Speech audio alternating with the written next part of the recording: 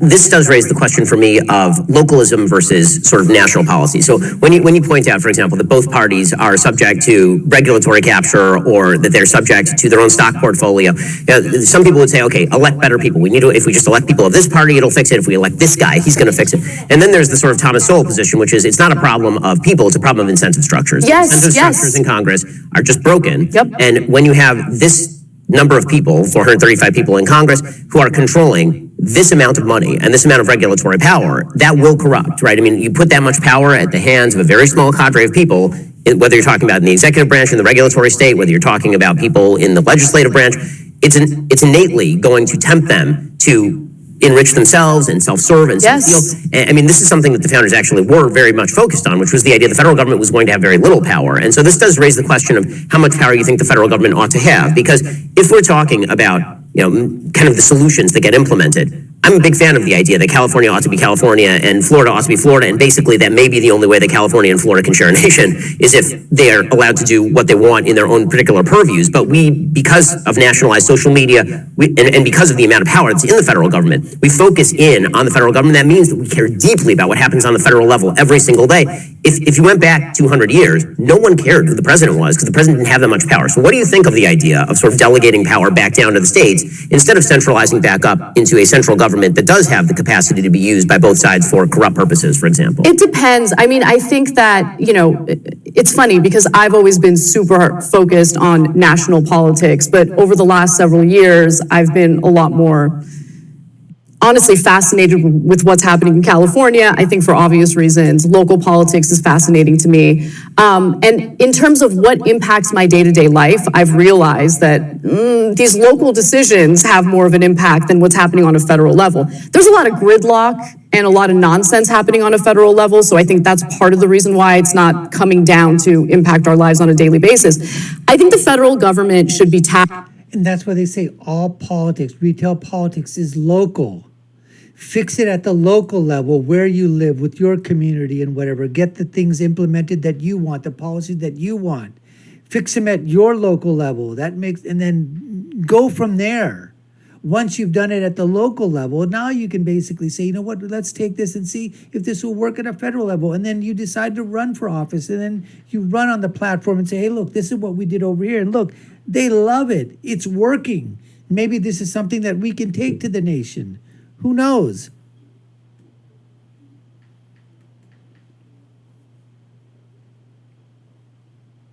Asked with important regulations to protect the consumer because greed is a thing. Okay, the fiduciary responsibility to shareholders is real. And so how do you balance that with the need to protect workers and consumers? I think you need a federal government and a regulatory body to focus on that. When it comes to civil rights, you need that protection on a federal level. You can't just leave it to the states. You don't want one state to say, nah, we're not into interracial marriage. We're going to ban that. Or we don't want to, have equal rights based on, or equal rights for everyone. Some races we like more than others. You need a federal government to protect civil rights. But I do agree with you that Americans have not been paying enough attention to what's happening on a local level. There are certain things that can be dealt on a local level that doesn't need to be the responsibility of the federal government. And to be quite honest with you, with all the dysfunction and gridlock with the federal government, I think more and more people are relying on a local level to get policy passed that they desperately need. So in a second, I want to talk to you about local politics versus national, because I think that the national politics does lead to extraordinary polarization, whereas, as we'll talk about in a moment, when it comes to local politics, everyone gets a lot more moderate when they're talking about their own particular That's very community. True. First, the debt ceiling is now above 31.4. Let's talk about the local level. So, we're talking about the sort of conflict at the federal level, and federal politics tends to bring out, I think, the worst in people, mainly because it feels like, okay, for me, I'm a Floridian now, which I'm very happy about. People from New York keep trying to tell me what to do. Why can't they leave me alone, leave my children alone, leave my life alone, leave me alone? If you leave me alone in my community with people who I have chosen to live with, which means that we are going to have much more commonality of interest, we're going to come to a policy that works much better for me and my family than people who live 1,000 miles away and who don't know me, don't know my family, don't care about me. And I think that, that return to localism may be the only way forward for the country. I want to talk to you about what's happening in LA. So obviously, I grew up in LA. I spent my entire life in LA until 2 years ago when I picked up my entire family and moved over here. Now my parents live here, my in-laws live here, two of my sisters live here. There's been a mad rush to Florida, particularly by people who are sort of the red state mentality. But I don't think it's purely about like I needed to be in a conservative area. Again, I lived my entire life only in blue areas, whether it was Los Angeles or Cambridge, Massachusetts when I was in law school. And so the thing that drove me out of California is I think one of the things that you've been picking up on and getting a lot of flack from your own side for picking up on, and that is that LA has just become a trash heap. I mean, it's been governed awfully. Forget about who's governing it. Right. The policies that have been used to govern it are just terrible. You have an increase in crime. Homelessness has taken over the streets. When I was living there, I mean, I've pretty famously talked about this. And it was the kind of place where I had a very nice house in a pretty decent neighborhood, and we had a gate in the front. And we would open the gate, and there would be a homeless person face down in the gutter, Edgar Allan Poe style, or there'd be a guy outside the house shooting heroin into his foot. And I've got like a 5-year-old.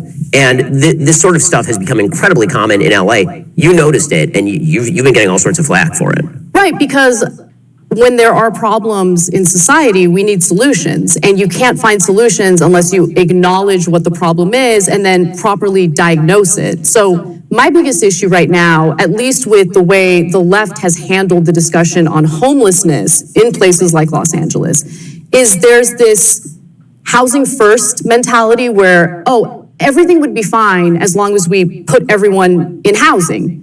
And by the way, let me just note, housing is an important component to this. There is a housing crisis. There's a lack of inventory. I think we all know that. We do need to build more housing. But at the same time, treating the homeless population as if it's a monolith has been a complete failure. There is a huge mental health crisis happening in this country. So people with severe mental health issues are just left to die on the streets. And in some cases, because they are experiencing an episode, they could carry out some sort of act of violence and assault someone. And it's a dangerous situation for everyone, okay? The people who are just trying to go about their day and the person who is left on the streets battling with this untreated mental health issue.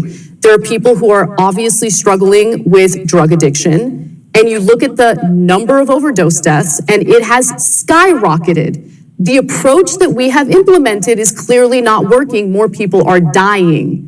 And I get so much flack for saying this. I want an actual solution. It is insanely cruel to watch people die on our streets and then give yourself a pat on the back because you think you did something compassionate. That is not compassionate.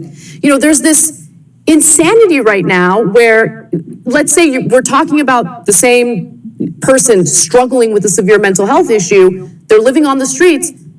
Asking them if they are willing to take the housing that's offered to them. But someone who has a severe mental health issue, I know the left would argue if they engaged in some sort of sexual act with someone, the person who engaged in that act with that person with the mental health issue took advantage because that person with a severe mental health issue does not have the ability to consent. But somehow we're just going to take their word at face value when it comes to housing. No, we need to get that person help.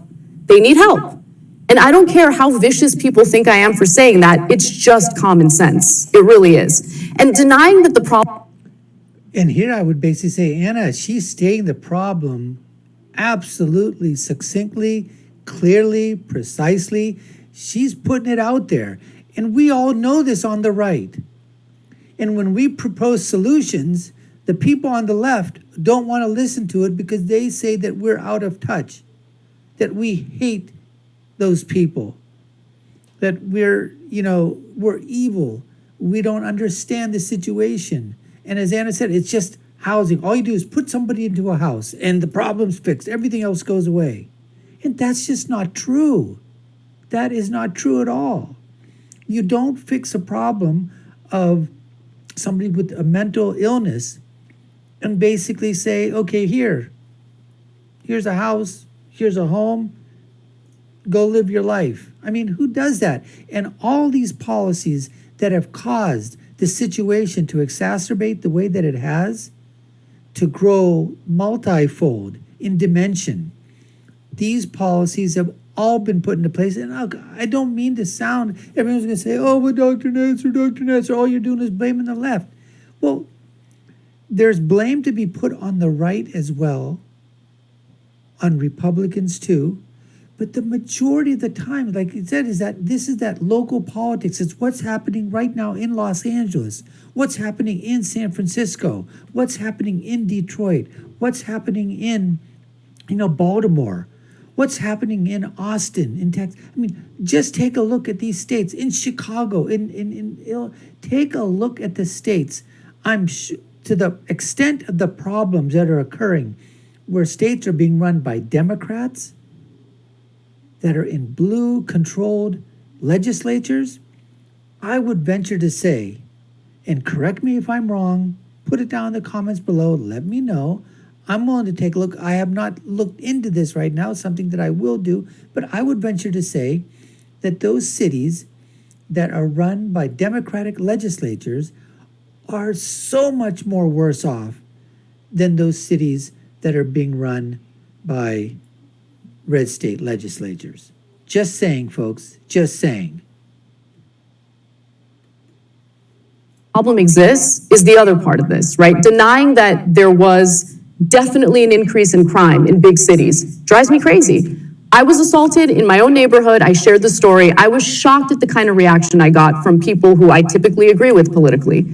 Took my dog out for a walk.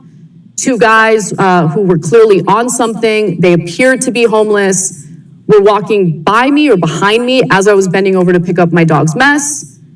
One of the guys grabbed me by the hips and started thrusting at me with an erection. And I know that I wasn't raped, I get it, but at the same time, That's not the standard. Something like that for a woman who does not have the ability to defend herself in that moment. I had no weapon, no nothing. I have to think about that at least twice a day when I take my dog out for a walk. It is traumatizing. Yes, I've gone to therapy about it, I'm working through it. That's not your personal problem. That's because you were assaulted, yes. What's making it worse, though, is that I'm the bad guy for sharing the story and saying, hey, we can't just let this kind of stuff happen. We need to find real solutions for it.